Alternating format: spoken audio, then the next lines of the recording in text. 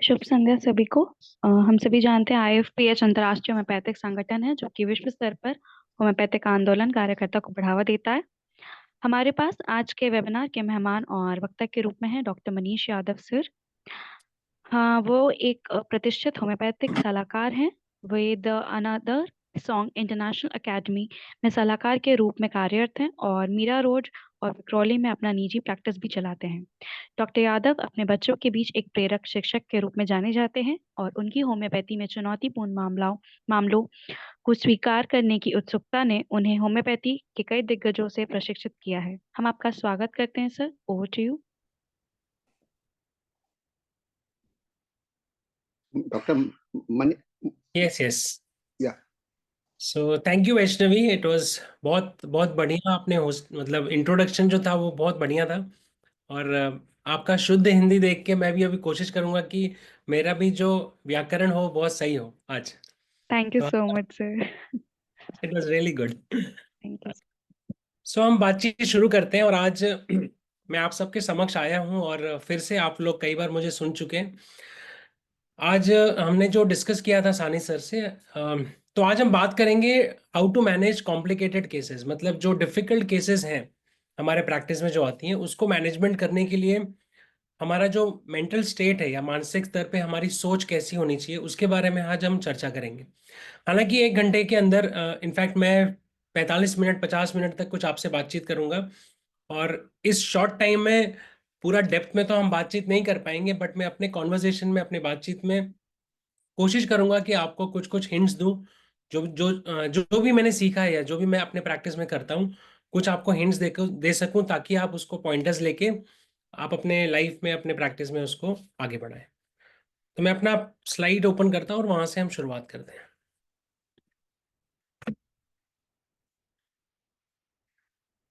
Complicated cases management. जब भी हम होम्योपैथी में केस मैनेजमेंट की बात करते हैं, ऑफकोर्स हमारे ऑर्गेनॉन में आप सबको पता है क्लासिफिकेशन ऑफ डिजीज एक बहुत अच्छा सेक्शन है जो कई बार हम भूल जाते हैं और उसको रेफर नहीं कर पाते हैं। हमने कॉलेज में कहीं पढ़ा हुआ था, बट जैसे जैसे मेरा प्रैक्टिस और बढ़ते जा रहा है और मैं सीनियर होते जा रहा हूँ प्रैक्टिस में, मुझे ओल्ड बुक्स और हैंडमैन की टीचिंग्स राइटिंग्स बहुत ज़्यादा अट्रैक्ट करती है। इनफैक्ट कई बार मैं सोचता हूँ कि मुझे बहुत पीछे जाके पढ़ाई करनी चाहिए, और मैं करता भी रहता हूँ। क्लासिफिकेशन ऑफ डिजीज से हम शुरुआत करेंगे। मैं पूरा जो स्पेक्ट्रम है उसका क्लासिफिकेशन का चार्ट नहीं डालूंगा यहाँ पे, बट मैं सिर्फ एक ग्लोबल मतलब एट ए जनरल लेवल जब डिजीज की जो क्लासिफिकेशन होती है वो किस प्रकार से होती है, और जब हम क्लिनिक में बैठते हैं और प्रैक्टिस में बैठते हैं तो ऑफकोर्स हम मैनेजमेंट ऑफ पैथोलॉजिकल केसेस या कॉम्प्लिकेटेड केसेस की बात कर रहे हैं, बट मुझे लगता है ये क्लासिफिकेशन को ध्यान में रखना बहुत जरूरी है। उसके बाद ही हम आगे बढ़ पाएंगे। तो मैं इसको डिवाइड करता हूं, जो मैं डिवाइड करता हूं मतलब हैंडमैन ने डिवाइड किया, वहां से मैंने लिया हुआ है। मेजर क्लासिफिकेशन जो है वो indisposition, hydrogenic disease and real chronic disease.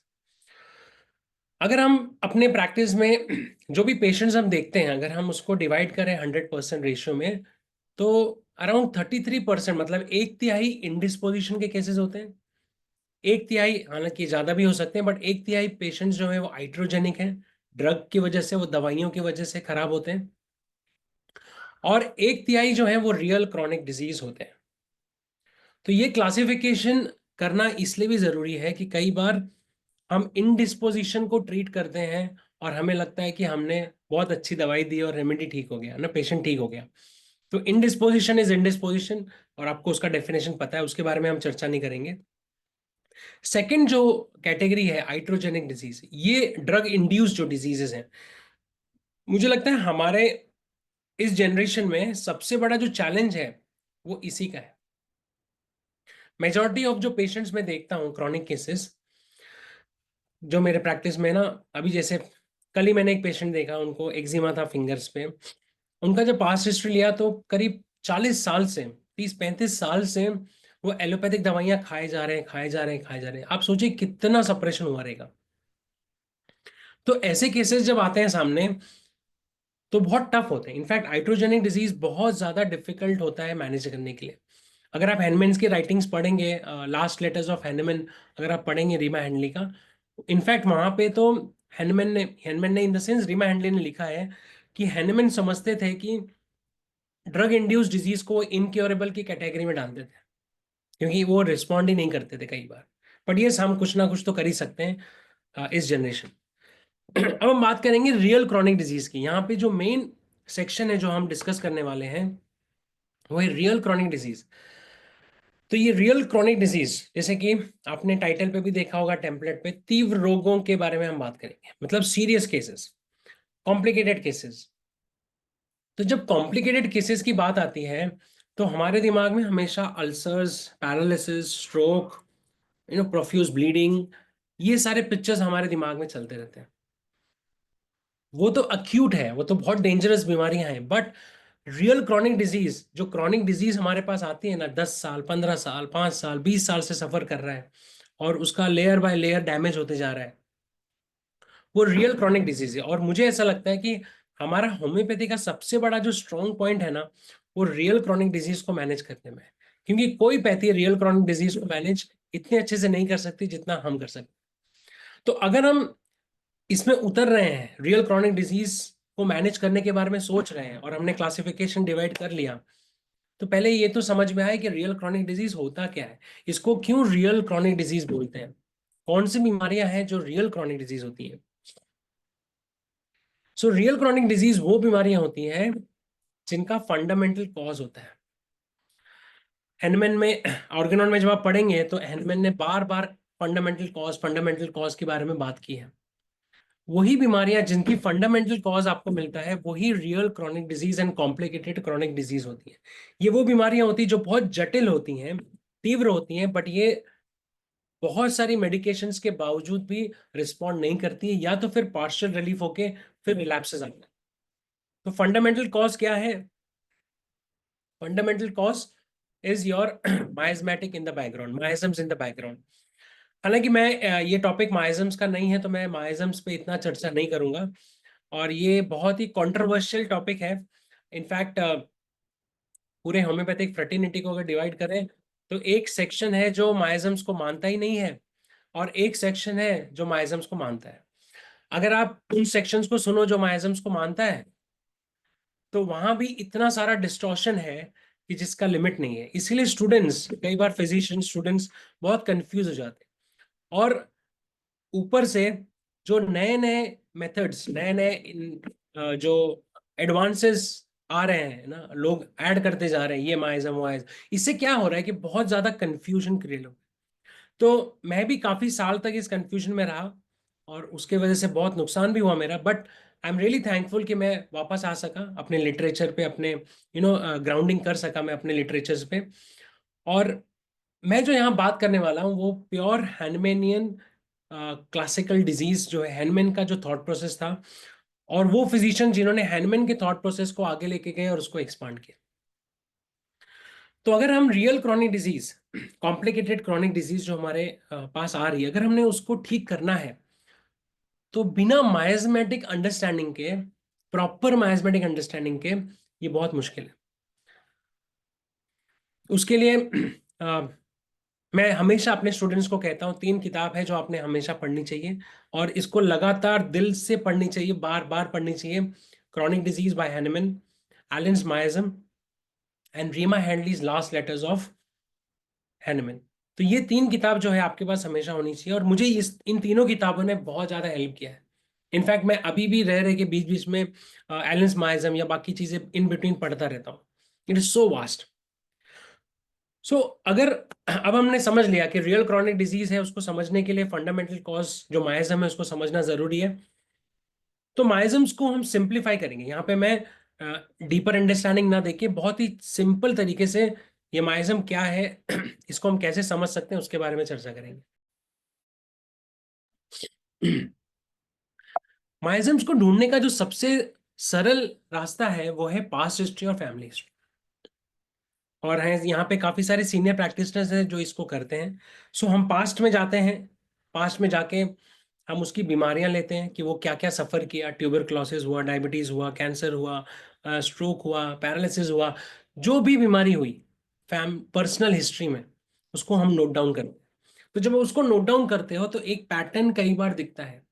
या तो फिर आपको कोई बीमारी जैसे फॉर एग्जांपल ट्यूबरक्लोसिस हिस्ट्री में दिखा, कैंसर हिस्ट्री में दिखा, अस्थमा, जॉइंट पेन्स हिस्ट्री में दिखा, तो ये एक स्पेसिफिक नोसोड की तरफ भी इशारा करती है, broad general nosode, tuberculinum, carcinosin, sycotic disease. Similarly family history, ऐसे कि हमको पता है कि माइज्म जो है, ये जो बैकग्राउंड है ना, बीमारी का जो बैकग्राउंड है ना, वो आज का नहीं है, वो बहुत पुराना है, जनरेशन से कैरी फॉरवर्ड हो रहा है। सो फैमिली हिस्ट्री बहुत इंपॉर्टेंट है। तो हम कुछ फैमिली हिस्ट्री से भी इंडिकेशंस ले सकते हैं। मैं अभी एलेंस माइज्म में कहीं एक जगह पढ़ रहा था, बहुत अच्छा लिखा था, जस्ट मुझे याद आ गया इसलिए मैं आपको शेयर कर रहा हूँ। कई बार हम कहते हैं ना कि पैथोलॉजी को देखना चाहिए, वो पैथोलॉजी के ऊपर हमने बहुत ध्यान देना चाहिए और उससे बीमारियां निकालनी चाहिए। इनफैक्ट मैं किसी का वीडियो भी देख रहा था, उन्होंने स्किन के पूरे लीजन्स लगाए हुए थे और कह रहे थे कि स्किन क्रैक्स देख के आप दवाई बता सकता हूँ मैं, ये स्किन का ऐसा क्रैक होगा तो ये दवाई है, वैसा क्रैक होगा तो वो दवाई है। आप सोच के देखिए, आप सोच के देखिए कि अल्सर्स, क्रैक्स, गैंग्रीन के ऊपर कितनी दवाइयां हैं। और अगर आपने अल्सर्स, गैंग्रीन के पेशेंट्स देखे होंगे, तो जो एंड रिजल्ट है, मतलब जब आप एंड रिजल्ट फाइट करते होते हो, मतलब आपके पास कोई पेशेंट आया जिसका एंड रिजल्ट आपके पास दिख रहा है, और एंड रिजल्ट पे ऑफकोर्स कुछ मेडिसिन टोटलिटी हम बना सकते हैं, बट वो तब तक आराम नहीं होगा जब तक आप पीछे जाके पता नहीं करेंगे कि ये एंड रिजल्ट आया क्यों। जो दिख रहा है वो सच्चाई नहीं है, जो नहीं दिख रहा है वो सबसे बड़ा सच्चाई है। तो आज भले उसको अल्सर दिख रहा है, गैंग्रीन दिख रहा है, ब्लीडिंग हो रही है, कि वो ट्यूमर दिख रहा है, वो ट्यूमर का इलाज करने के लिए वो ट्यूमर तो एड्रेस करना होगा, जो भी टोटलिटी में आएगा, बट उसका जो मेन कॉज है ना, वो आज का नहीं है, वो पीछे का है, वो हमने पीछे जाना होगा। इसीलिए पास्ट हिस्ट्री, फैमिली हिस्ट्री बहुत इंपॉर्टेंट है। और पास्ट हिस्ट्री, फैमिली हिस्ट्री से हमको एक्चुअल में पता चलता है कॉज क्या है। और हम सब ये चीज करते ही हैं। हालांकि पास्ट हिस्ट्री, फैमिली हिस्ट्री से हमें क्या मिलता है, हमें ब्रॉड जनरल नोसोड के इंडिकेशंस मिलते हैं और हम उसको यूज करते हैं। तो अगर मैं माइज्म्स की थ्योरी को समराइज करना चाहूं, तो इसको मैं एक वर्ड में अगर मुझे समराइज करना है, तो वो वर्ड है, miasm is nothing but etiological background. सारा का सारा जो माइज्म्स का थ्योरी है, इनफैक्ट हैनमैन ने भी, वो क्या किया, उन्होंने पेशेंट को लिया, उसके पास्ट में गए, उसके पास्ट में गए, उसके पास्ट में गए, और एंड तक जाते गए, और मतलब उन्होंने फैमिली का भी ट्रेड ढूंढा। जब पहला बार उस फैमिली में या उस पेशेंट को डिजीज आया, ये ध्यान से सुनिएगा, समझिएगा, हैनमैन ने क्या किया, प्रोसेस ऑफ अंडरस्टैंडिंग, हैनमैन पीछे जाते गए, जाते गए, जाते गए, उसका डिजीज डिजीज को फाइंड करते गए, ट्रेस करते गए, और वहां तक गए जहां तक वो जा सके, जहां उसको पता चला कि यार इस टर्म के पहले तो पेशेंट एकदम ठीक ठाक था, उसके बाद ही गड़बड़ हुआ, और वहां पे जो डिजीज उसको सफर हुई, उसको उन्होंने उस माइजम्स का नाम दिया। अब अगर वो सोरा से इन्फेक्टेड हुआ तो सोरा दिया, क्योंकि उस वक्त तीन ही था, सोरा था, साइकोसिस हुआ या सिफिलिस हुआ।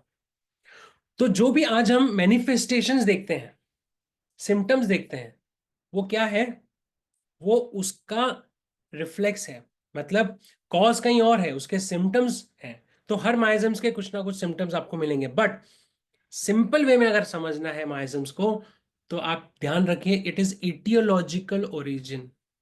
तो अब हम आज के संदर्भ में आते हैं, 2024 में जब हम बात कर रहे हैं, इस एज में अगर बीमारियां हमारे पास आती हैं, पेशेंट हमारे पास आता है और हम सच में रियल डिजीज को ट्रीट करना चाहते हैं, और माइजम्स को सिर्फ पर्सनल एंड फैमिली हिस्ट्री तक नहीं रखना चाहते हैं। क्यों नहीं रखना चाहते हैं? क्योंकि इसका भी एक बहुत बड़ा ड्रॉबैक है, कई बार पेशेंट्स को याद नहीं होता, और कई बार बहुत ज्यादा ब्रॉड जनरल दवाई हमको देनी पड़ती। अच्छा, फैमिली में ट्यूबरक्लोसिस है, ट्यूबरक्लिनम दे दो, कैंसर है, ये दे दो, हिस्ट्री ऑफ सिफिलिटिक डिजीज है, मर्क्यूरी दे दो।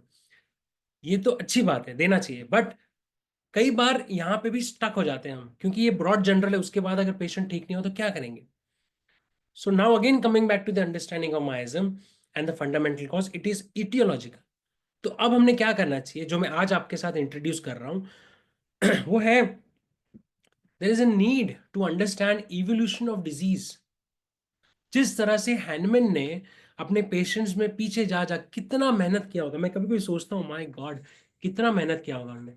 सो पीछे पीछे जाके उन्होंने इवोल्यूशन ऑफ डिजीज पैदा किया, मतलब पता किया. So what is evolution of disease? It is nothing but eliciting illnesses suffered in the past. कहने का मतलब, समझो मेरे पास कोई पेशेंट आता है आज वो 40 साल का है, कोई भी कंप्लेंट, समझो आज वो क्रॉन्स डिजीज लेके आता है, वो अल्सर लेके आता है, कोई भी चीज लेके आता है, मैं उसकी टोटलिटी तो लूंगा प्रेजेंट की, बट मेरा सबसे बड़ा ध्यान होगा कि मुझे पीछे पीछे जाना है. वो जब से पैदा हुआ पहली बार उसका हेल्थ कब डिटोरिएट हुआ, ये सबसे इंपॉर्टेंट फैक्टर है मेरे लिए जानना.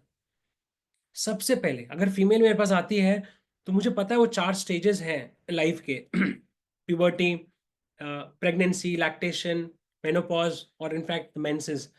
ये 4-5 स्टेजेस मुझे पता है कि इसमें डिफेक्ट होता है. तो मैं जाके पीछे पीछे देखूंगा कि पहली बार इसका हेल्थ कब डिटोरिएट हुआ, और वो डिटोरिएशन मुझे पकड़ना है. वहां पे सिम्टम्स जो बनेगा वो मेरे लिए सबसे इंपॉर्टेंट चीज होगी. So going back into the past, as back in the past you can go and form the totality. Totality के ऊपर एक बहुत अच्छी बात है. आपने कितनी बार देखा होगा ना, पेशेंट आता है हमारे प्रैक्टिस में, 4 सिम्टम बोलते हैं, हम दवा देते हैं, फिर 4 सिम्टम बोलते हैं, हम दवा, हम कई बार सिम्टम देख के दवा देते रहते हैं और दवाई ही देते रहते हैं. टोटलिटी फॉर्म होती रहती है, बार बार टोटलिटी फॉर्म होती है, बट पेशेंट बार बार आता रहता है. तो कहीं ना कहीं मिसिंग लिंक है. ये मिसिंग लिंक को पता करना, जिस दिन आप इस मिसिंग लिंक को पता कर पाएंगे ना, मैं आपको बोल रहा हूं आपके मेजॉरिटी ऑफ केसेस आपके ठीक हो जाएंगे. मेजॉरिटी. मैं आपको एक एग्जांपल देता हूं. मैं जस्ट अभी ये रैंडमली मेरे दिमाग में जो आ रहा है वो मैं बात कर रहा हूं. आज मैं स्पेसिफिकली कोई बड़ा केस लेके नहीं आया आपके पास, हालांकि मैं 2 केसेस आपको दिखाऊंगा, और मैं एक फिलोसॉफिकल बैकग्राउंड आपके साथ शेयर करना चाहता हूँ. इसके लिए आज ये टॉक है स्पेशल. अभी मैं एक पेशेंट है, मैं कई महीनों से, मतलब मुझे लगता है 4 या 5 महीनों से वो पेशेंट मेरे पास आ रहा है वायरल वॉट्स के लिए. फिंगर्स में ना बहुत सारे वॉट्स हैं उसको, और स्किन में भी कुछ कुछ है, मतलब फिंगर्स में ज़्यादा है. पेनफुल नहीं है बट वायरल वॉट्स है, देखने में गंदा लगता है. वैसे तो जनरली मैं वॉट्स का कोई ट्रीटमेंट करता नहीं, बट इसको दिक्कत बहुत ज़्यादा थी, तो मैं उसका केस लिया और मैंने स्टार्ट किया दवाई. पहले जनरल सिम्टम्स लिए, पास हिस्ट्री में गया, मैंने एंटीसाइकोटिक रेमेडी दी, थूजा दिया, नाइट्रिक एसिड जो इंडिकेटेड था वो दिया. फिर मैंने उसका टोटलिटी फॉर्म किया, उसका नेचर, ऐसे लेके मैंने करीब, मुझे लगता है 3-4 रेमेडीज में दे चुका. पर्सनैलिटी के ऊपर दिया, मगर कोई रेमेडी काम नहीं करी, कोई रेमेडी काम नहीं करी. फिर मेरे पास एक बहुत ही अच्छी किताब है, जब जब मैं फंसता हूं तो मैं वो किताब यूज करता हूँ, वो है सिरकर की रेपर्टरी, एलेंस एंड नैश की रेपर्टरी. तो जब ध्यान से मैंने देखा उस पेशेंट को, मैंने कहा इसको है क्या प्रॉब्लम, इसको वॉट्स है, ठीक है, कहाँ पे है, फिंगर्स पे. सो मैंने जाके सिरकर में चेक किया, सिरकर मीन्स एलेंस की नोट के ऊपर फिंगर वॉट्स, और उसमें डलका मारा एक ही रेमेडी थी. एंड आई एम थिंकिंग डलका मारा, ये डलका मारा के तो कोई सिम्टम्स ही नहीं है पेशेंट के अंदर. और फिर मैंने उसको पूछा कि यार एक बात बताओ, ये वॉट्स आने के पहले तुम भीगे थे क्या? मैंने डायरेक्ट क्वेश्चन उसको पूछा.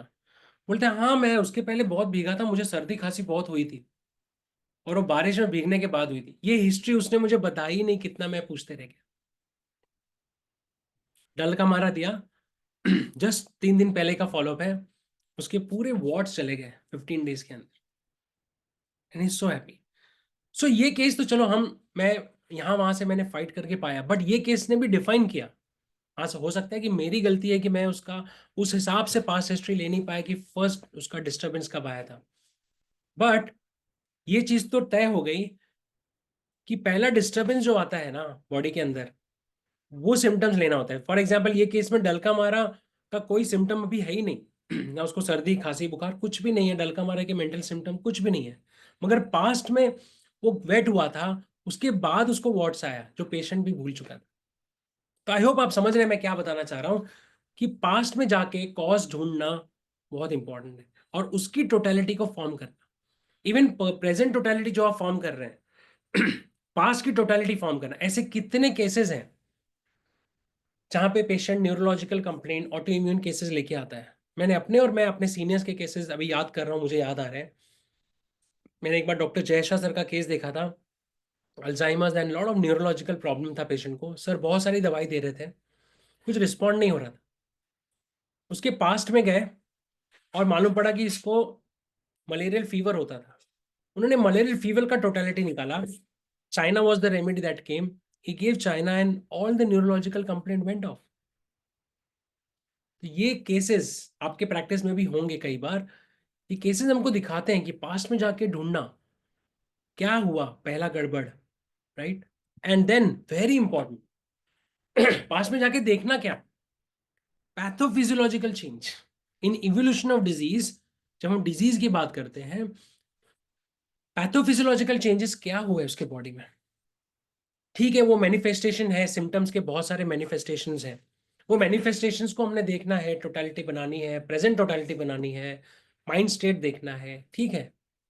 बट बॉडी के अंदर क्या हो रहा है, ऑर्गेनिक चेंजेस कहाँ पे आ रहे हैं, फिजियोलॉजिक, पहला फिजियोलॉजिकल प्रोफाउंड फिजियोलॉजिकल फंक्शंस कब डिटोरेट हुए, पैथोलॉजिकल चेंजेस कहाँ से शुरुआत हुए, कौन से ऑर्गन्स इन्वॉल्व है। जब हम ये मेंटालिटी और सोच लेके बैठते हैं पेशेंट के पास, तब हमारा केस टेकिंग भी पूरी तरह से अलग हो जाता है। जैसे पहले मैं जब केस लेता था तो मुझे याद है, मैं सबसे पहले नेचर ही पूछता था, लाइफ स्पेस पूछता था। बट कई सालों से मुझे लगता है मैंने तो छोड़ दिया। मैं कई कई कई पेशेंट में तो शायद लाइफ स्पेस पूछता भी नहीं हूँ।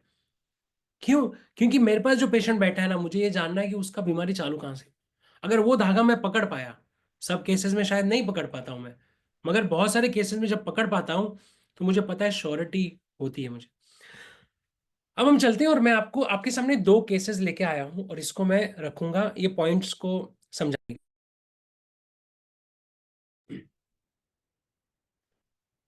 मुझे बहुत शौक है पुरानी बुक्स में से केसेस निकाल के पढ़ने का, केसेस, राइट। तो एक बहुत अच्छी किताब है मेरे पास, बहुत सारी किताबें, बट एक बहुत अच्छी किताब मुझे मिली, फेरिंगटन्स लेसर राइटिंग। लेसर राइटिंग्स आपको पता है, ये सब पढ़ना चाहिए। एक फेरिंगटन्स की लेसर राइटिंग है, आप बीजेन में आपको मिल जाएगी, आप उसको परचेज कीजिए। उसमें एक लास्ट सेक्शन में केसेस है, बहुत सारे केसेस दिए हुए हैं, and amazing cases, amazing cases. और ये केस, इनफैक्ट जब ये केस मैंने पढ़ा था तो मेरे टीचर हैं, गुरु हैं, डॉक्टर गजानन दानिपकर सर, तो मैं उनके साथ बहुत शेयर करता रहता हूँ, तो उनके साथ हमेशा टच में रहता हूँ। ये केस मैंने उनको भेजा था कि सर आप देखो, एंड हमारा बहुत अच्छा डिस्कशन हुआ था इसके ऊपर। तो मैं आपको ये केस पर्पजली लेके आया हूँ कि हम इसको देखेंगे। ये एल्ब्यूमिनेरिया का केस था। इनसे एक लेडी है, 15 साल की है, मिस LF, एज 15, यूरिन में एल्ब्यूमिन था।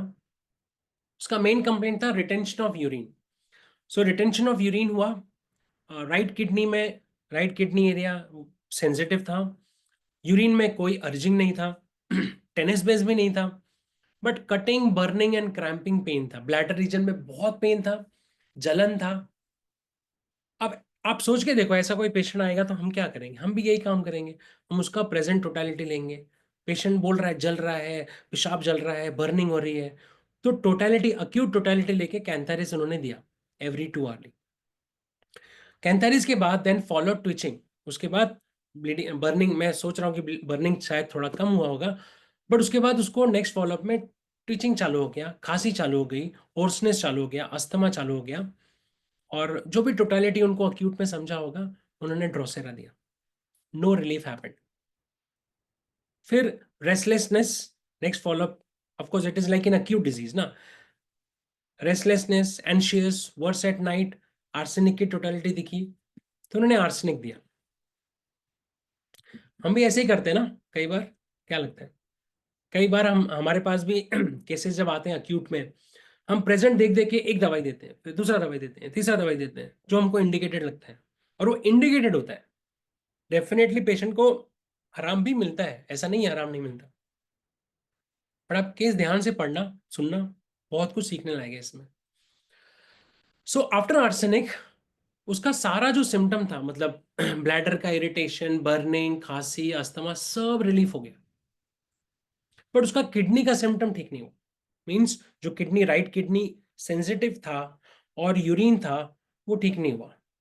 यूरिन रिपोर्ट जब किया, यूरिन कंटेन्ड एल्ब्यूमिन।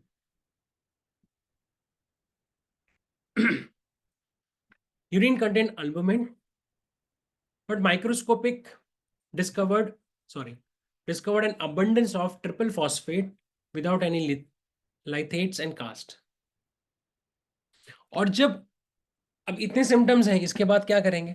उन्होंने पूछना चालू किया और ज्यादा बाकी एरियाज में। तो लेडी ने कहा, she now reluctantly informed that her menses although due had not appeared. तो फीमेल कहती है कि अरे सर, मेरा ना ये टाइम पे मेंसेस आना बाकी था, मतलब यही टाइम पे आता है, बट मेरे को ना मेंसेस आया नहीं है। कई बार हम इस चीज को इग्नोर कर देते हैं, बट ये इंपॉर्टेंट है कि अभी मेंसेस आना चाहिए था उसको, उसका मेंसेस नहीं आया।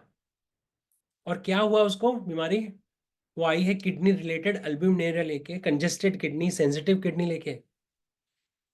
तो ये चीज उन्होंने लिख दिया साइड में।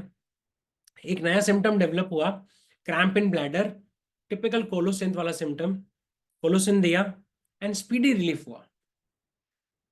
आई थिंक होम्योपैथी में अक्यूट्स मैनेज करना मुझे लगता है बहुत आसान है, और बहुत, मैं नहीं कहूंगा आसान है, but results are very fast. किसी को अगर शक है ना होम्योपैथी में कि स्लो एक्टिंग है, अक्यूट्स मैनेज करके दिखाइए उसको। ऐसा कितनी बार होता है ऐसे केसेस में, जो पैथोलॉजिकल केसेस होते हैं, डिफिकल्ट केसेस होते हैं, हम अक्यूट्स बहुत अच्छे से मैनेज कर पाते हैं, क्योंकि जो सुपरफिशियल टोटलिटीज दिखती है ना, कोलोसिन, आर्सेनिक, फास्फोरस, वो हम बहुत आसानी से पकड़ लेते हैं और उसको दे लेते हैं। मगर आपको लगता है इसके बाद फिर कुछ और नहीं आएगा? डेफिनेटली आएगा। बर्निंग हुआ, उसके लिए कुछ दिया, फिर खांसी हो गया, उसके लिए कुछ दिया, फिर बाद में रेस्टलेसनेस हुआ, उसके लिए कुछ दिया, फिर ब्लैडर में पेन हो गया, उसके लिए कुछ दिया। ये चलता रहेगा, ये ऑफशूट्स है। मैं इसको समझाता हूँ मेरे क्लास में कई बार। एलेंस कहते हैं अपने माइज्म के बुक में कि फाउंटेन देखा है आपने? फाउंटेन मैंने शायद पहले भी बात किया था, फाउंटेन। तो फाउंटेन के जो स्ट्रीम्स होते हैं ना, स्ट्रीम्स, एक स्ट्रीम, दो स्ट्रीम, तीन स्ट्रीम, ये सिम्टम्स है। तो हम एक पकड़ते हैं, एक ठीक करते हैं, दूसरा पकड़ते हैं, ठीक करते हैं, पेशेंट को आराम होता है।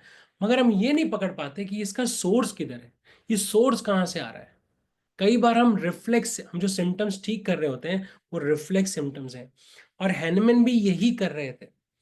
अगर आप हैनमैन की किताब पढ़ेंगे, ऑर्गेनॉन या जो भी मैंने बताई माइजम्स की chronic disease, this was the problem. वो पेशेंट आता था, उसको देते थे, ठीक होता था, फिर आता था, ठीक होता था, वो सिलसिला चलता ही जा रहा था। सो कोलोसिन के बाद the soreness in the back Lancet, urination increase from 1 to 3 times, मतलब डेफिनेटली मेडिसिन ने काम किया।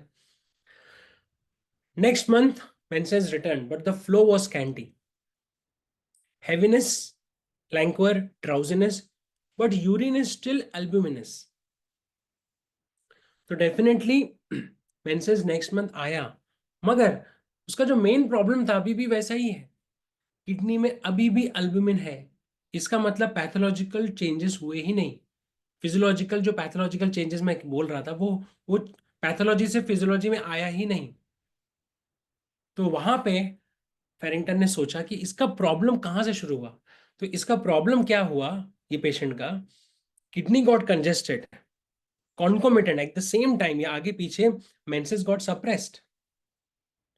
तो डीपर जो मेडिसिन है, जो मैंने कहा ना कॉज, बैक में जाके, मींस खांसी बर्निंग के पहले क्या हुआ, पहले उसका किडनी मेंसेस सप्रेस्ड हुआ, किडनी कंजेस्ट हुआ, उसके बाद एसेसरी सिम्टम्स आए, तो हमने एसेसरी सिम्टम्स को दवाई दी, बट जो मेन फंक्शनल, जो मेन पैथोलॉजी था उसको हम टच नहीं कर पाए। तो ऐसी दवा ढूंढनी हमने जहां पे मेंसेस सप्रेस होता है और यूरिन में अल्ब्यूमिनेरिया हो जाता है, बस। अब देखो, यही मैं कह रहा था कि हम जब पास्ट में जाके देखते हैं कि बीमारी कहां से चालू हुई, evolution of disease, pathophysiological correlation, जब आपको वो समझ में आ जाएगा, भले आपको रेमेडी नहीं पता है, आज हमारे पास इतना बढ़िया सॉफ्टवेयर है, हम हर चीज को सर्च कर सकते हैं। तो क्या ऐसी कोई दवाई है? आप लोग मैसेज कोई लिख सकता है ग्रुप में? टाइप करिए, आप लिख सकते हैं तो डेफिनेटली बहुत इजी मेडिसिन है। So this case illustrates congested state of kidney from amenorrhoea. तो अमेनोरिया हुआ उसको, पेंसेस बंद हो गया, और किडनी उसका कंजेस्टेड हो गया। तो हमें ये पैथोलॉजिक, ये फिजियोपैथोलॉजिकल चेंज है, इवोल्यूशन ऑफ डिजीज की जो मैं बात कर रहा हूं, इसको ठीक करना बहुत जरूरी है। और जो मैं बार बार कह रहा था, इटियोलॉजी, इटियोलॉजी, बीमारी की इटियोलॉजी, ये इटियोलॉजी है, इसको जब तक हम ठीक नहीं करेंगे, भले उसका मेंसेस बाद में थोड़ा आ गया वापस, असेसरी सिम्टम्स कम हो गए, बट वापस से देख लेना 3-4 महीने में फिर उसको कुछ दिक्कत आएगी। ये कॉज ठीक होना बहुत जरूरी है। Congestion being sufficient to cause albuminuria, what is a remedy? Remedy का नाम है हेलोनियस। तो जब आप हेलोनियस पढ़ेंगे, बोरिक, मैंने मार्क किया हुआ है वो पॉइंट। मेंसेस देखो कितना ब्यूटीफुल लिखा है, boric is amazing. Menses are often suppressed, kidneys are congested. Menses suppress हो जाता है और किडनी कंजेस्टेड हो जाता है। It seems as if, see कितना ब्यूटीफुल लिखा है, it seems as if the monthly congestion, जो महीने में जो मेंसेस आने वाला था, instead of venting itself as it should through uterine vessels had extended to kidney. So beautiful. तो कह रहे हैं कि जो फीमेल की बॉडी में जो मंथली कंजेशन होता है ना, उस कंजेशन को वेंट करना होता है, रिलीज करना होता है, वो यूट्राइन वेसल से रिलीज करता है फिजियोलॉजिकली, बट वहां का रास्ता चोक हो गया, तो वेंटिंग प्रोसेस चला गया किडनी में, और किडनी में लोड आया, kidney got affected and albuminuria started. Isn't that amazing? And definitely ये रेमेडी देने के बाद patient was much better. This case sorry, this case illustrates a congested state of kidney, that is amenorrhea, the congestion being sufficient to cause albuminuria. The twitching I regard means जो twitching coughing जो था, ये ये फेरिंगटन कह रहे हैं, twitching I regard as a reflex symptom from irritated bladder or kidney, not uremia. The cough hoarseness were likely from the cause which suppressed. तो ये जितना भी सिम्टम जिसके लिए हमने आर्सेनिक दिया, कोलोसिन दिया, या बाकी जो रेमेडीज दी, वो सब रिफ्लेक्स सिम्टम्स था, उसका मेन कॉज कहीं और था। Definitely homeopathy acute partial remedy काम करती है, but definitely it is a reflex symptom. But the chief feature is complete relief following use of Helonias. So Helonias देने के बाद एल्ब्यूमिनुरिया कम हुआ, मेंसेस रेगुलर हुआ, and that's how things went on. Whether it would be a use of genuine use in bright disease, it is unsure. फिर वो सेनेश्योर का comparison करते हैं, वो जाने।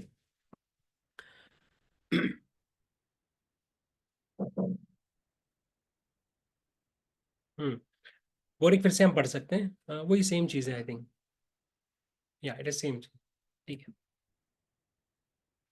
है। अच्छा, मैं फिर इसको रेट्रोस्पेक्ट कर रहा था, जैसे मैं आई एम अ रेपर्टरी गाय ना, तो मुझे रेपर्टरी में बहुत इंटरेस्ट रहता है कि कहाँ से मैं ढूंढूं। तो मैंने सोचा यार, अगर समझो मुझे नहीं पता होता, मुझे ढूंढना होता, ये पेशेंट मेरे पास आता, तो मैं इसको कैसे ढूंढता। तो इसके लिए सबसे अच्छी जो रेपर्टरी है ना, वो नैर रेपर्टरी है। नैर रेपर्टरी एक ऐसी रेपर्टरी है जो कई बार हम ना यूज नहीं करते हैं। मैं अपने प्रैक्टिस में काफी बार उसको रेफरेंस पॉइंट के लिए यूज करता हूँ, Knerr and Clarke and of course Boericke later on. So Knerr में ये सारे सप्रेसिव सिम्टम्स या कॉन्कोमिटेंट्स दिए हुए हैं, kidney congestion, albuminuria with from amenorrhoea, and 3 marks and only 1 remedy is helonias. right, so I hope this case makes sense. ये केस पढ़ने के बाद मुझे बहुत सारे इंसाइट्स मिले मेरे बहुत सारे केसेस में, क्योंकि मेरे पेशेंट्स के केसेस देखने का मेरा नजरिया काफी हद तक चेंज हुआ। तो अब मैं पेशेंट्स को, ऑफ कोर्स मेरे पास पेशेंट है, उसकी टोटलिटी लेता हूँ, उसकी सफरिंग को रिलीज करता हूँ, बट मुझे पता है कि अगर मैं क्योर की बात कर रहा हूँ, होम्योपैथी इज अबाउट क्योर, अगर मैं रियल वो चेंज की बात कर रहा हूँ, तो मुझे बैकग्राउंड में जाके इटियोलॉजिकल डेटा कलेक्ट करना बहुत ज़्यादा ज़रूरी है, बहुत अनिवार्य है।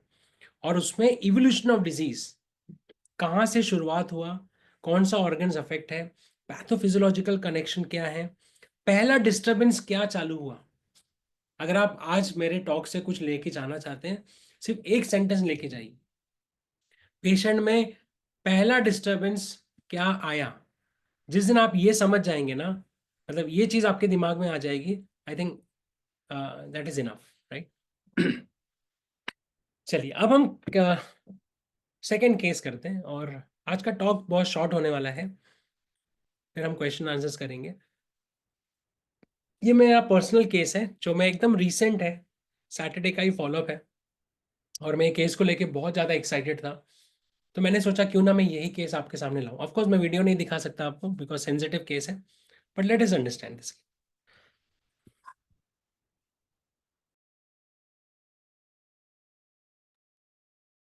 This patient coming for treatment, ये पेशेंट जो है हमारे सेंटर पे आ रहा है डायबिटीज के लिए, डायबिटीज और वेरियस अदर माइनर इश्यूज। और ये करीब मुझे लगता है 10-12 साल से ये होम्योपैथी ले रहा है रेगुलर। एक्चुअली ये किसी और का पेशेंट था, मेरे एक सीनियर डॉक्टर है उनका पेशेंट था। एंड कुछ कारणवश फिर बाद में कोविड के दौरान अवेलेबल ना होने के कारण या जो भी कारण होगा, वो पेशेंट मुझे रेफर हुआ। तो तब से मैं उस पेशेंट को देख रहा हूँ। तो उसके पहले भी कुछ होंगे उसके कंप्लेंट्स, मुझे बहुत लंबा हिस्ट्री, मुझे इतना आइडिया नहीं है। बहुत सारी रेमेडीज वगैरह दी गई थी, बट जहाँ तक मुझे आइडिया है डायबिटीज एक ट्रबल था उनका। और बाद में जो भी माइनर इश्यूज थे वो काफी हद तक ठीक ठाक हो रहे थे। On and off he used to come and whatever concerns, वो आते थे ऑन एंड ऑफ, और जो भी उनका कंसर्न्स होता था वो मैनेज हो जाते थे। तो जब से मैं उनको ट्रीट कर रहा हूँ, कई बार मैं अपने आप को पूछता था कि यार मैं क्या ट्रीट कर रहा हूँ इनका, क्योंकि मैं उनका केस लेके उनको दवा तो दे देता था, आके बोलते भी थे मैं ठीक हूँ अभी ये ठीक है, बट वो ट्रांजिशन मुझे समझ में नहीं आता। और ऑफ कोर्स डायबिटीज एक ऐसा बीमारी है, हालांकि काफी लोग क्लेम करते हैं, बट मैं फ्रैंकली बताता हूँ, मुझे ऐसा लगता है कि डायबिटीज को सिर्फ होम्योपैथिक दवाई से नहीं ठीक कर सकते। ऐसा मुझे लगता है, मैं गलत भी हो सकता हूँ, कुछ किसी के पास एक्सपीरियंस होगा, बट उसके डायबिटीज के कॉम्प्लिकेशंस को ठीक कर सकते हैं।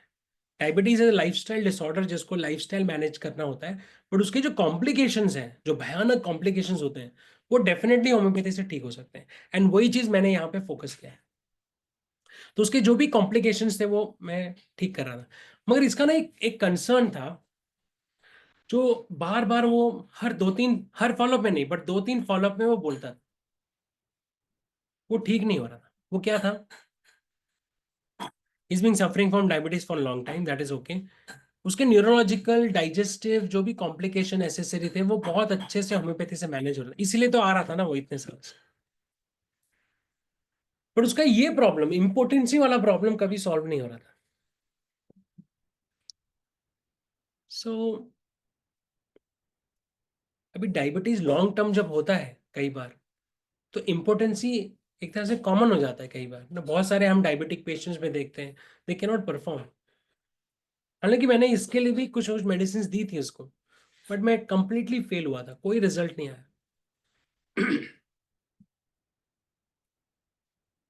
अब मैं उसका बैकग्राउंड आपको सुनाता हूँ। ये बहुत सेंसिटिव बंदा है, इसके लिए मैं इसका आइडेंटिटी पूरी तरह से रिवील नहीं कर रहा हूँ, बट मैं आपको जस्ट एक बैकग्राउंड देता हूँ। His background is he is a very big businessman, बहुत बड़ा बिजनेसमैन है, इसके बहुत सारे फैक्ट्रीज हैं, मतलब मल्टीपल बिजनेस है, मल्टीपल बिजनेस टाइकून है, एज मल्टीपल बिजनेस। एंड उसके साथ साथ अपनी एरिया में वो पॉलिटिकली बहुत एक्टिव है, मतलब एक बहुत बड़े लीडर है, उनका नाम नहीं लूंगा, बट उनके साथ उनकी पार्टी में है इन्वॉल्व। सो बिजनेस भी है, पॉलिटिकली भी, he is not a politician, but वो होते हैं ना पॉलिटिशियन के साथ बिजनेसमैन लोग, उस टाइप का है। तो उनके पीछे पीछे रहना, उनको सपोर्ट करना, और बहुत क्लोज है वो, सीनियर लीडर के बहुत क्लोज है पॉलिटिक्स में। His physical exertion and mental exertion is too much. अब ये इतने साल से, देखो कई बार क्या होता है जब आप किसी पेशेंट को 2-3 साल से देख रहे हो, तो आपको उस पेशेंट का एक अंडरस्टैंडिंग बन जाता है। तो मुझे एक चीज समझ में आ गया था इनके लाइफस्टाइल देख के, कि इनका जो फिजिकल एक्सर्शन है बहुत ज्यादा है। हालांकि इज अ बिग शॉट, हमेशा एसी में रहते हैं, मगर हमको ऐसा लगता है ना कई बार कि यार ये तो बिग शॉट है, लग्जरी लाइफ जी रहे हैं, पर उसके पीछे जो मेंटल स्ट्रेस है, जो भाग दौड़ करना पड़ता है, कभी इस शहर जाओ, कभी मंत्रालय जाओ, कभी इधर जाओ, 6-6 घंटे का ड्राइविंग करो, फिजिकल एक्सर्शन बहुत ज्यादा इनको होता है। उसके साथ मेंटल एक्सर्शन तो आप समझ ही सकते हैं, जितना बड़ा बिजनेस उतना ज्यादा प्रॉब्लम। अभी इसमें कोविड में टैक्स वगैरह का भी इशू हुआ था, तो मेंटल स्ट्रेस बहुत ज्यादा है ये। मगर उसका रूटीन है, because of his business and political involvement, ये उसका रूटीन है और वो अच्छे से इसको मैनेज कर रहे हैं। अब क्या हुआ लास्ट मंथ में, आपको पता ही महाराष्ट्र में इलेक्शन थे, एंड ये जिस पार्टी को सपोर्ट कर रहे थे, वो पार्टी के लीडर के लिए बहुत ज्यादा काम करना पड़ा। मतलब ये 40-40 किलोमीटर्स पैदल चल चल के ना वोट के लिए ये जा रहे थे। तो आप समझ सकते हैं, मैं बताने की कोशिश कर रहा हूँ कि ये बंदा किस तरह का इसका बिल्ड है ना, फिजिकली वेरी स्ट्रॉन्ग। कॉन्स्टिट्यूशन अगर देखें तो फिजिकली वेरी स्ट्रॉन्ग, ये गांव के आदमी है, विलेज पर्सन है, इनकी हाइट मोर देन 6 फीट है, मतलब मेरा 5'9" है, मैं खड़ा होता हूँ तो कई बार वो मेरे से ऊपर दिखता है। एंड वेरी रॉबस्ट बिल्ड, मतलब ही इज नॉट, मोटे नहीं है बट रॉबस्ट एकदम। गांव के लोग कैसे होते हैं एकदम, बॉडी इज वेरी हार्ड ना, स्ट्रॉन्ग बिल्ड। तो रॉबस्ट कॉन्स्टिट्यूशन कह सकते हैं आप ना, होम्योपैथिक अंडरस्टैंडिंग में very robust and body builder, not body builder but very fit and very hard body. He can work very hard physically without getting tired. मैं हमेशा फ्लोरिक एसिड सोचता था इनके बारे में। फ्लोरिक एसिड में है ना सिम्टम की, रात भर वो फिजिकली काम करेगा बट उसको नींद नहीं आती, उस टाइप का कुछ इनका है पर्सनैलिटी, फिजिकली वेरी स्ट्रॉन्ग। सो अब मैं सोचने लगा, क्योंकि अब क्या हुआ, लास्ट कुछ महीनों से ये बार बार मुझे ना इम्पोर्टेंसी के लिए बोलने लगे कि सर कुछ हो सकता है क्या, कुछ हो सकता है क्या। हालांकि मैं पहले भी कोशिश कर चुका था, मगर मैं एक्चुअली में होप छोड़ चुका था, क्योंकि काफी सारी दवाइयां मैं दे चुका था। अब इस बार मैंने क्या किया, मैंने बोला यार चलो एक काम करते हैं, इनका बाकी सब तो ठीक है, इसी के ऊपर ध्यान देते हैं, इम्पोर्टेंसी कैसे ठीक नहीं होगी, ढूंढते हैं। मैंने वापस सर्च करना चालू किया।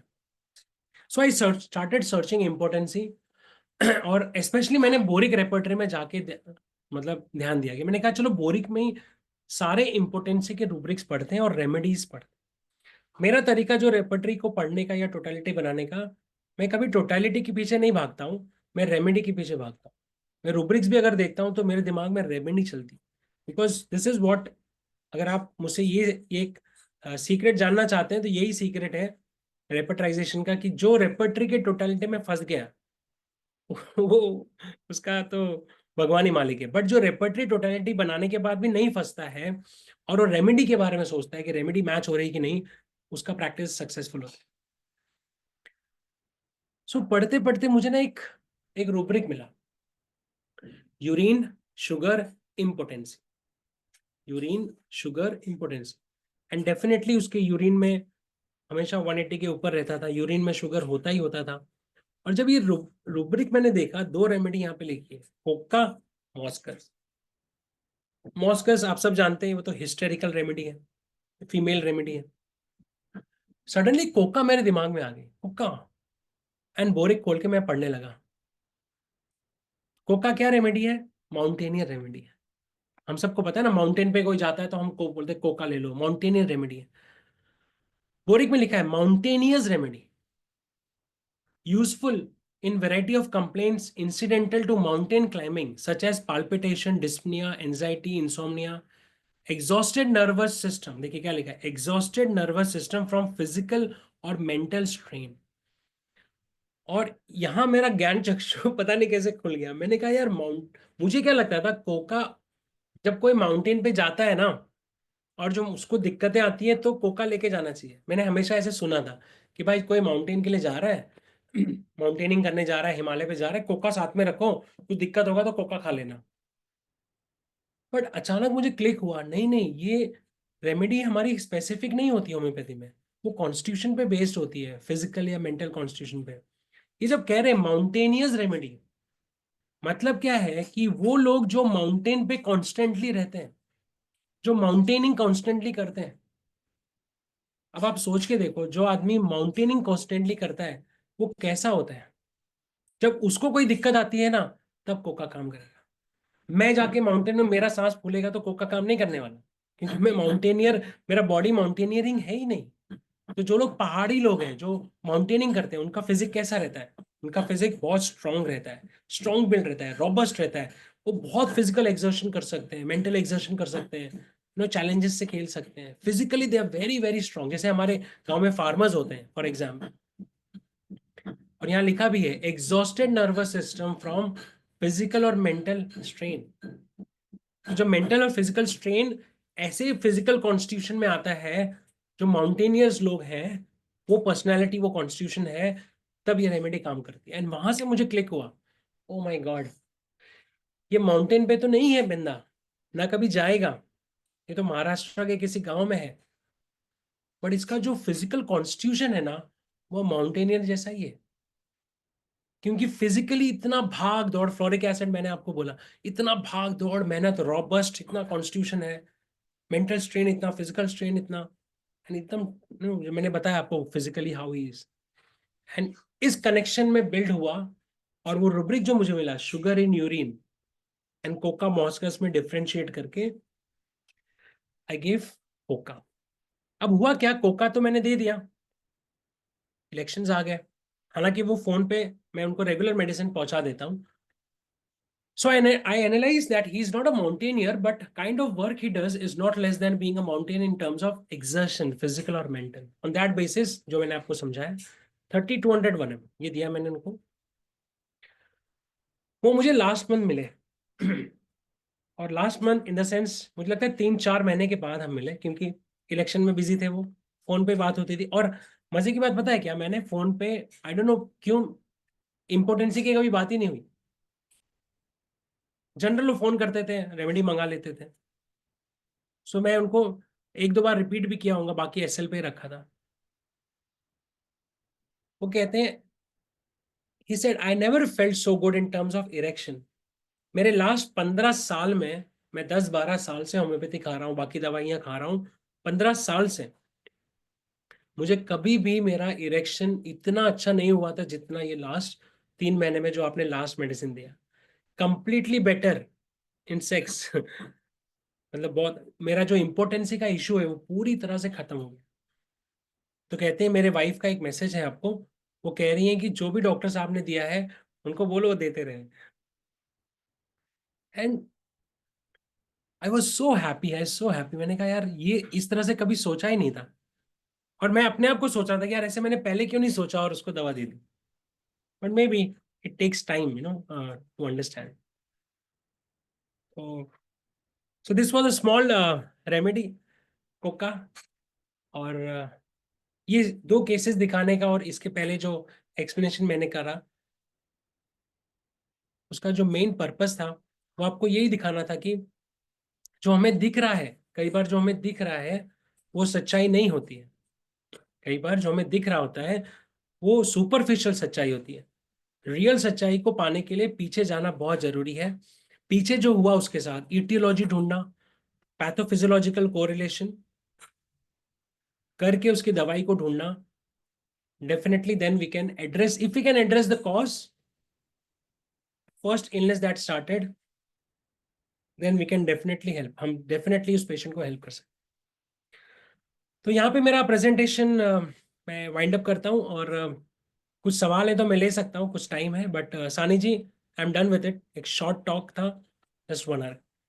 Thank you very much. तो मनीष जी, आप हर एक के बार के जैसा एक इतना अच्छा इंफॉर्मेशन, सबसे बड़ा जो मैं देखता हूँ, मैं प्रभावित होता हूँ आपसे, वह है आपको समझाने का स्टाइल।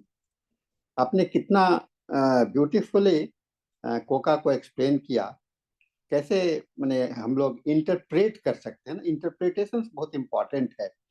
और एक बार मैं ऐसे ही पढ़ रहा था अर्निका के विषय में, और मैंने काठमांडू में था, हमारे एक बहुत अच्छे स्टूडेंट थे, अभी अच्छे प्रैक्टिशनर भी हैं वहाँ पर।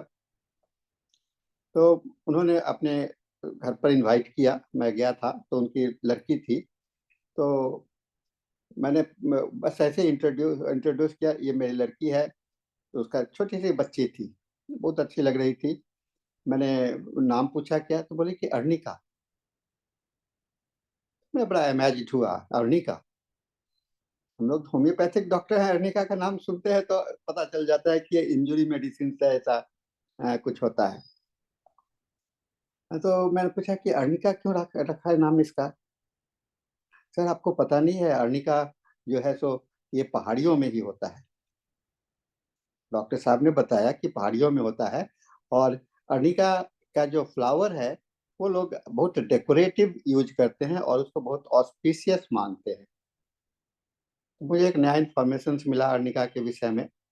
मैं सोचने लगा अर्निका के विषय में, why the arnica is medicine for the injury. और अर्निका का एक रिपोर्टरी में बड़ा अच्छा रूब्रिक्स है, says well in spite of the problems, है ना, बहुत बढ़िया रूब्रिक्स है।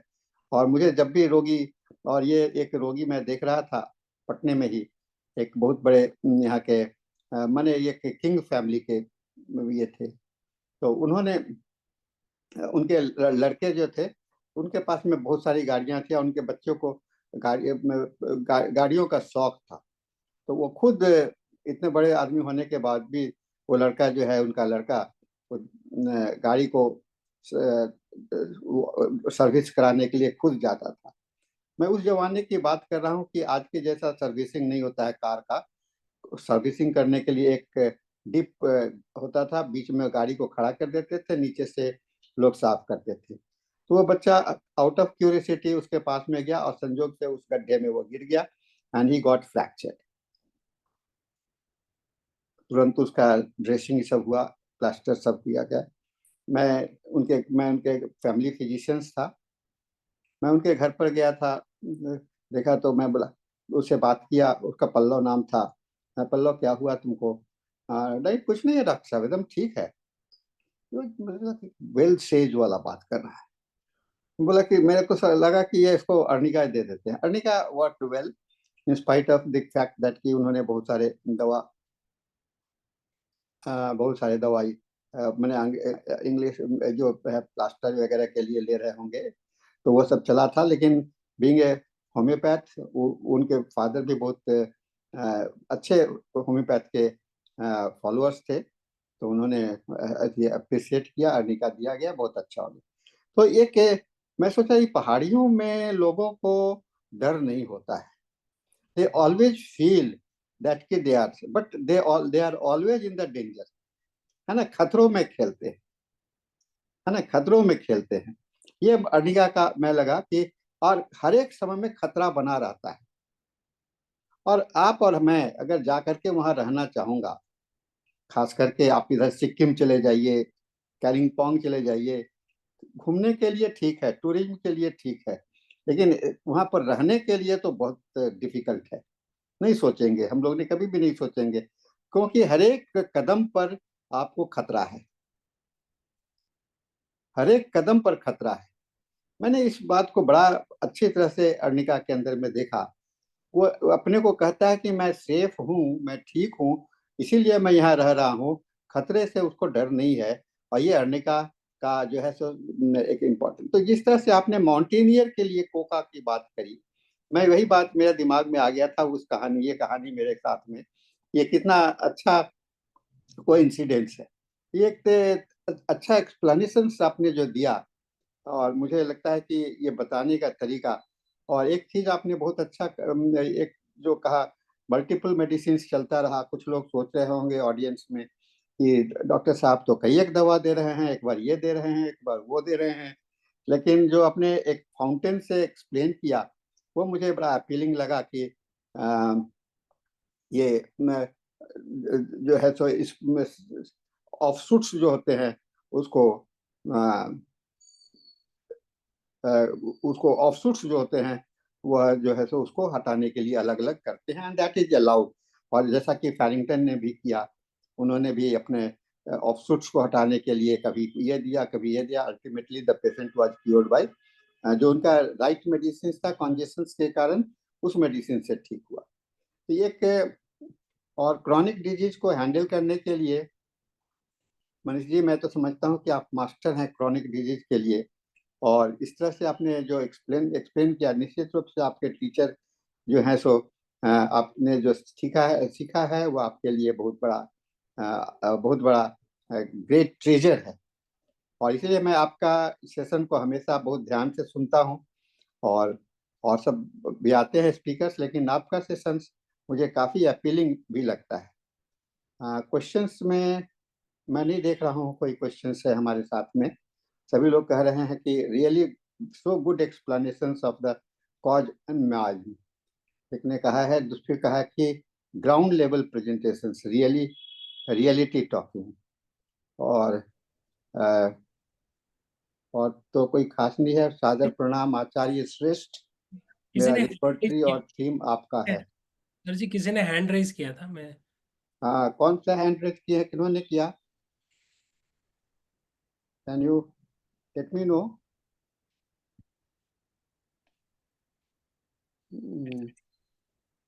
ठीक है, कोई दिक्कत नहीं। नहीं, कोई दिखलाई तो नहीं पड़ रहा है। डॉक्टर हरिहरन। ओके, तो और किसी को कोई सवाल हो तो बिल्कुल बेधड़क बोले। डॉक्टर साहब बहुत ही ओपन हैं और इन्होंने जो एक्सप्लेन किया है, शायद नहीं लगता है कि किसी को कोई सवाल होगा। या डॉक्टर हरिहरन कुछ पूछना चाहते हैं? कौन? डॉक्टर हरिहरन। डॉक्टर दीपमाला। अच्छा, दीपमाला जी, हाँ बताइए दीपमाला जी। डॉक्टर हरिहरन सर ने हैंड रेज किया वो मैं। और कौन? सर हाँ, मैं इसमें एक चीज इंक्लूड करना चाहूंगी, जैसे कि अभी आपने अर्निका को डिस्क्राइब किया कि आपने नाम पूछा तो उसने अर्निका बताया, और arnica always feels as good in spite of illness. तो मुझे लगता है इसी वजह से अगर इंजरी भी होती है तो अर्निका वर्क करता है, क्योंकि वो बहुत स्ट्रॉन्ग लोग है। पहले से सचेत नहीं रहते हैं, अचानक सडन, इसलिए शॉकिंग शॉक को, इमीडिएट शॉक को दूर भी कर देता है ना जी। अच्छा दीपमाला जी, देखिए कौन सा हैंड रेज किए उनको बोलने के लिए। डॉक्टर हरिहरन सर ने हैंड रेज किया है। Doctor Hariharan, you are here? Okay, okay. Yeah Today I am please here. Sir, Today after I am long here. Time, after long time you can After a speak long in English. time. Yeah Namaskar, sir. नमस्कार Sir, sir, namaskar. I am so much delighted to see you. Okay, I also like to see you. See, doctor, see, very nice presentation. Very nice presentation. It is a wonderful information. See, I got from you, Dr. Manish Yadav. See, it is after suppression of, that is amenorrhea. The amenorrhea started, congestion of the kidney started. It's a new information for me, and it is recorded in Boric also. That is another important information for me. And in nerve repertory also you found out that it is very good, and your talent is appreciable, appreciable. And I think, see, doctor, regarding this importance, I don't know coca how the range it will come, but anyway I will try. Anyway, I will try that medicine also in my practice. See, sir, for sir, arnica, I like to say one of my experience is that after a shock, a car accident, a man 45 years of old became diabetic. See, that I administered that person the arnica 10m1 potency, 10m1 dose only I gave, and after 2 weeks completely that sugar disappeared from his urine and blood. That is a wonderful experience of me regarding arnica. nice explanation, sir. Again, But before, here we doctor, can see there is a cause, right? You got the cause, exact cause after injury, Exact cause. and that's why That is ailments due to. due to. So That ailments is. are very important in treating patients. In homeopathic practice, ailment due to is a very good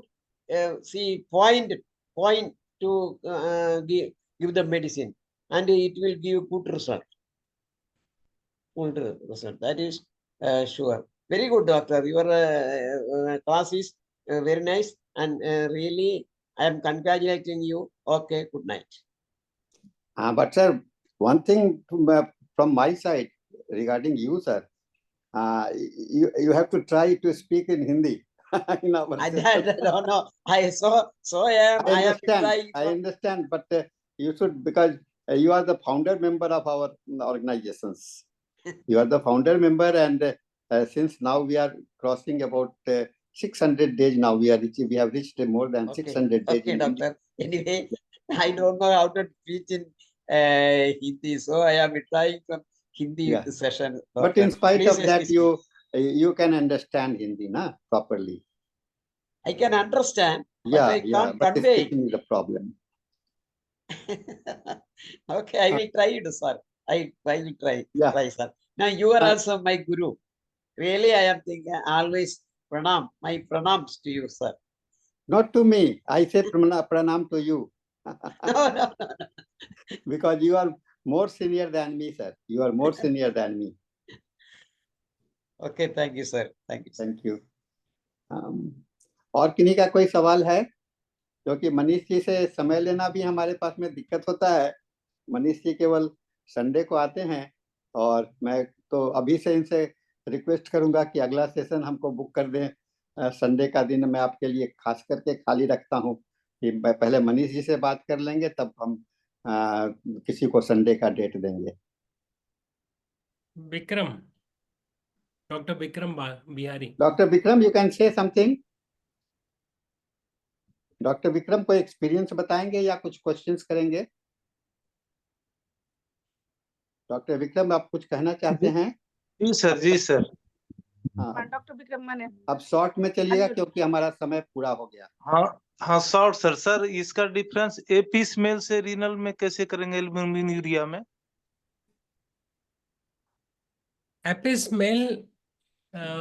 एपिसमेल का पूरा जो pathophysiology पूरा अलग है ना, उसका cause अलग है, उसका स्टेट अलग है, वो सिम्टम्स मैच होगा, ड्रॉप्सी होगा।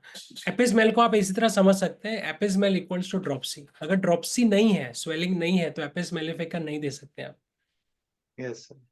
That is one key note I can just tell you. And of course फिर उसके बाद एपिस जो है वो प्रूव्ड मेडिसिन है। मतलब हमारे पास बहुत सारे सिम्टम्स है, उसका जेलेसी वाला फैक्टर है, मेंटल सिम्टम, फिजिकल सिम्टम्स है, थर्स्टलेसनेस ड्रॉप्सी के साथ अपोसाइनेम से हम डिफरेंशिएट करते हैं, तो उस हिसाब से हम फाइंड आउट कर सकते हैं। हाँ, थैंक यू मनीष जी, आप बहुत फिर अच्छा से आइए। है ना, थैंक यू मनीष जी, आप फिर से आइए। हम लोगों का सेशन अब समाप्त होता है, हम लोग अंग्रेजी सेशंस की ओर मूव करते हैं। So now I close this session for the Hindi and we shall start our English session now. So over to me. I am the host for this English session, moderator today, because yeah. So good evening everyone and welcome.